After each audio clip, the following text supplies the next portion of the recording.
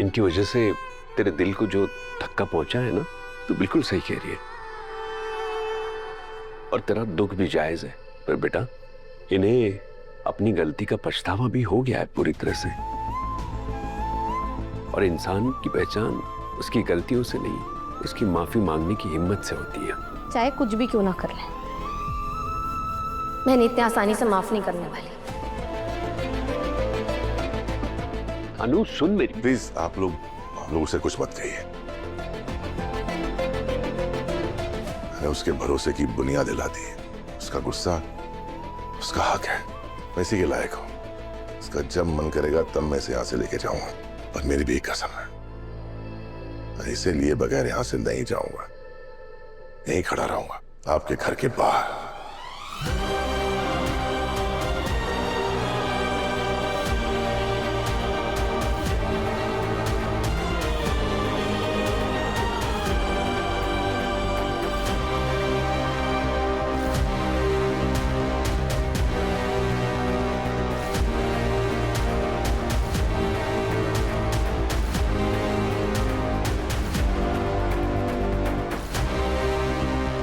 अनु, मैं तुम्हारा इंतजार कर रहा हूं।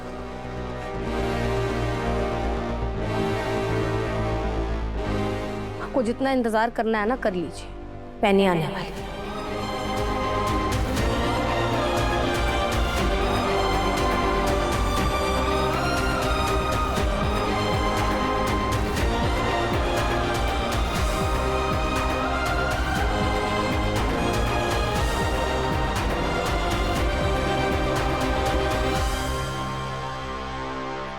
हे माता रानी, आर्य अनु को लेके वापस आ जाए। उसके बिना ये घर सूना लगता है। माँ जी, आज आपके उपवास के लिए साबूदाने की खिचड़ी बनाई है, लगा दूं? साबूदाना खिचड़ी? हाँ माँ जी, आज अष्टमी है ना, मुझे अनु मैडम ने परसों ही याद दिला दिया था कि आज आपका व्रत है।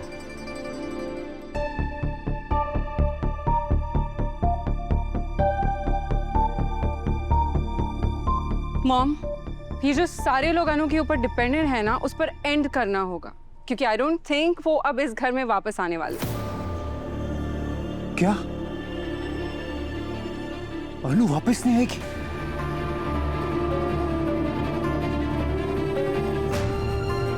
माँ ये क्या कह रहे हैं?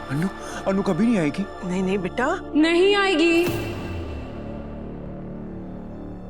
क्योंकि उसकी और ब्रो इन लॉ के बीच में बहुत बड़ा झगड़ा हुआ है, बहुत बड़ा। नहीं, ऐसा नहीं होगा। मुझे अनु चाहिए। माँ प्लीज अनु को वापस लेके आओ। यश, अनु आएगी, वो जरूर आएगी बेटा। जैसे हम उसके बिना नहीं रह सकते, वैसे वो भी हमारे बिना नहीं रह सकती बेटा। और आर्य उसे ले आएगा। जब तक आर्य उसे लेके नहीं आता, उसे लाए बिना आर्य इस घर की दहलीज पर कदम भी नहीं रखेगा। रियली मॉम, आप सपना देख रही हैं और मैं रियलिटी।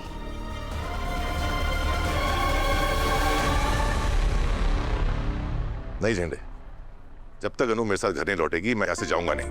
पर फिर भी यार, आप समझने की कोशिश कर, शाम होने वाली है, देख घर लौट जा। अनु का गुस्सा जैसे ही ठंडा होगा ना, वो अपने आप घर आ जाएगी। नहीं झंडे, अनु मेरे साथ ही घर लौटेगी। उसके लिए चाहे मुझे एक दिन इंतजार करना पड़े या फिर एक साल।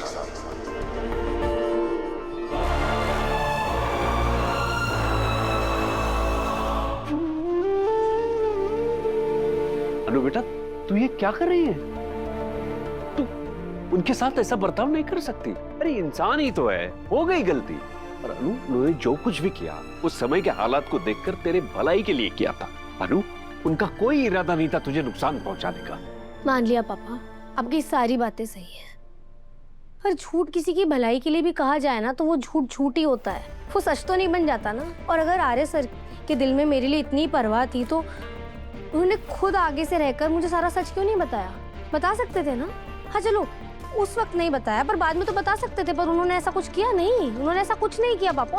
और ये सच मुझे जानने मिला है जलंधर के मुंह से। मतलब आप सोचिए कि हमारा रिश्ता इतना कमजोर है कि वो एक सच नहीं झेल सकता। अब आप बताइए, कुछ गलत सोच रही हूँ मैं इसमें? नो, हम भी तो कह रहे हैं ना बेटा कि तू गलत नहीं है, लेकिन आगे क्या? तू कब तक उनसे रूठी हुई बैठी रहेगी? हाँ, अब मेरा छोड़ो, आप अपना बताओ। अगर पापा ने आपको शादी के पहले ऐसा कोई झूठ बोला होता और आपकी पूरे रिश्ते की नींव ही एक झूठ पर रखी होती और बाद में सच आपको किसी और से पता चलता तो आप क्या इतनी आसानी से इन्हें एक झटके में माफ कर देती? तू रुक।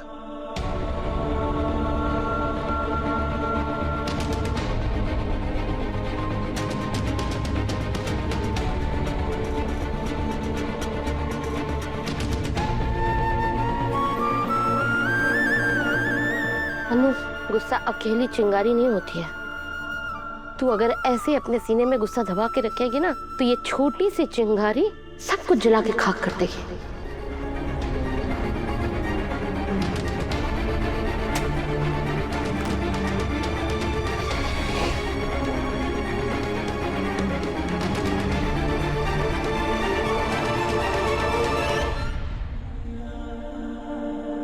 ऐसे गुस्से में रिश्ते नहीं तोड़े जाते बेटा।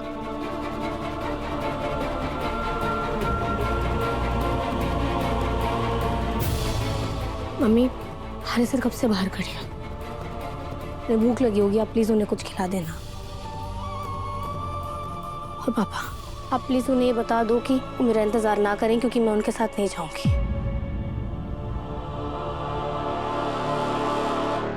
मम्मी मेरी बात तो सुनो।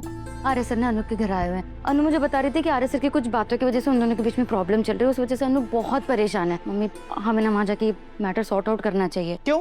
तुझे क्या पड़ी है? तेरे परिवार वाले में हो? मम्मी अनु मेरी बेस्ट फ्रेंड है, उसे इस वक्त मेरी सबसे ज्यादा जरूरत है। हाँ, और ये तेरी बेस्ट फ्रेंड हमेशा तेरी मदद करने के लिए कभी आगे नहीं आती, तू ही उसकी मदद करती रहती है। मम्मी ऐसा नहीं है, ये बात सच नहीं, आप भी जानते हो। और अब पुष्पा आंटी का गुस्सा अनु पे क्यों निकाल रहे हो? देख सिमरन, पुष्पा ना हमारा रिश्ता बहुत बुरी तरह खराब कर चुकी है, इसलिए हमें उनके मामलों में नहीं पड़ना है। मम्मी मैं तो जाऊंगी और इनफैक्ट आपको भी जाना चाहिए। मम्मी देख, उसके घर जाएगी मेरी जूती, मैं तो नहीं जाने वाली। कितना कुछ सुनाया है उसने मुझे। क्या बोल रही थी वो कि अनु के खिलाफ मैं कोई पूजा करवा रही हूँ, कोई गलत पूजा? हद होती है। सबके सामने इतना उल्टा सीधा सुनाया उसने मुझे, क्या क्या नहीं बोला उसने। मैं तो बिल्कुल नहीं जाने वाली उसके घर पे। मेरे इस घर में रहते हुए ना कोई इस घर से बाहर नहीं निकलेगा। तुम क्यों चुप खड़े हो? समझाओ ना मम्मी को। तुम गोपाल अंकल के साथ काम करते हो ना? इस मैटर में मैं माँ के साथ हूँ। पुष्पा आंटी ने हद पार कर दी है। क्या क्या इल्जाम लगाए हैं माँ पर, ये भी कोई बात है? और गोपाल अंकल भी पुष्पा आंटी से बहुत परेशान है। और इन सब में अनु कहाँ है? उसने कुछ क्यों नहीं बोला आंटी को? क्योंकि अनु को अभी तक कुछ नहीं पता इस बारे में। देखो जो भी हो, हस्बैंड और वाइफ के बीच में किसी तीसरे को नहीं आना चाहिए। ये प्रॉब्लम उन्हें खुद सॉल्व करने दो। देखा, तेरे पति को दुनियादारी की तुझसे ज्यादा समझ है।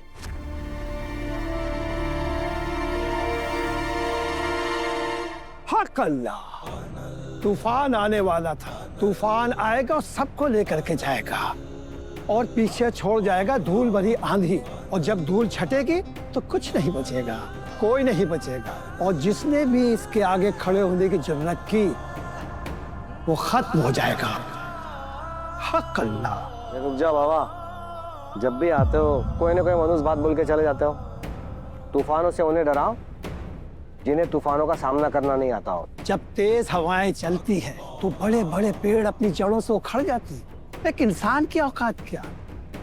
जड़ों से हिल जाओगे कुछ नहीं बचेगा। ना कोई मान, ना कोई गुमान, ना कोई मोड़, ना कोई रास्ता, कुछ नहीं बचेगा।